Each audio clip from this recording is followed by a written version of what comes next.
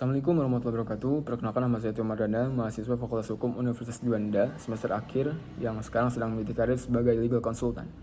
Izinkan saya Bapak Ibu sekalian untuk mempresentasikan hasil penelitian karya ilmiah saya sebagai salah satu bentuk pemenuhan ujian Corporate Legal Expert yang diadakan oleh Beranda Hukum Indonesia.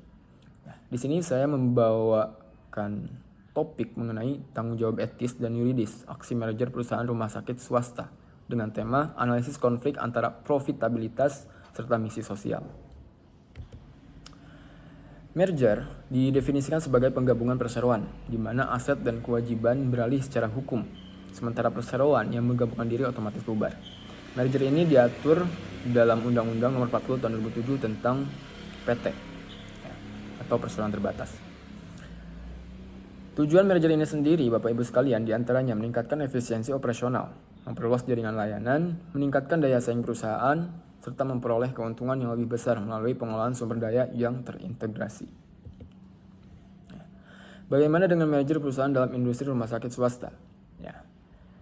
Di luar negeri sana, sudah banyak perusahaan yang melakukan merger dalam industri rumah sakit swasta.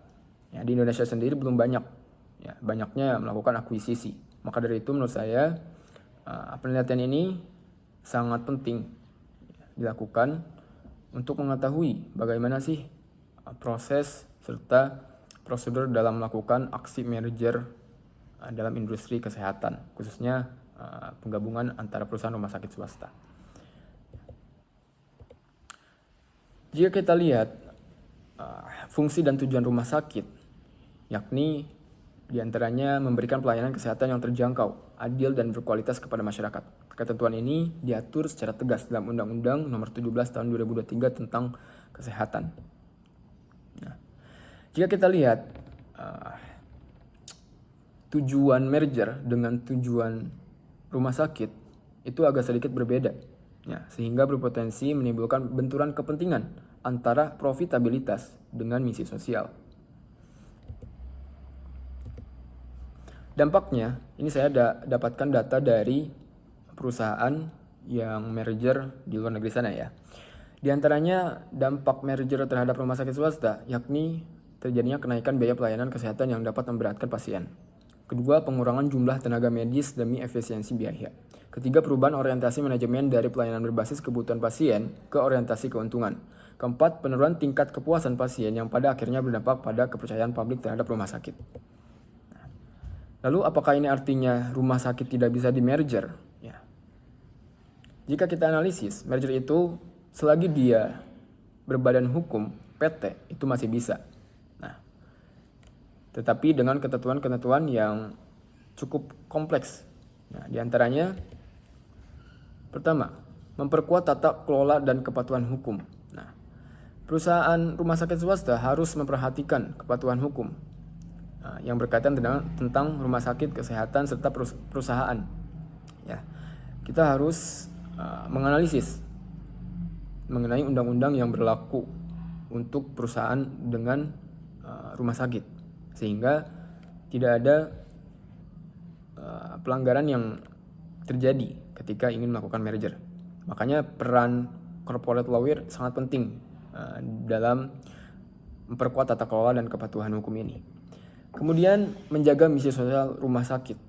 Meskipun tujuan perusahaan itu untuk profitabilitas, tetapi karena ini konteksnya rumah sakit, maka kepentingan profitabilitas harus dikesampingkan sedikit, dengan misi sosial, gitu. Karena pada awalnya rumah sakit ini dia banyaknya yayasan, badan usaha yayasan, karena tujuan non profit tadi.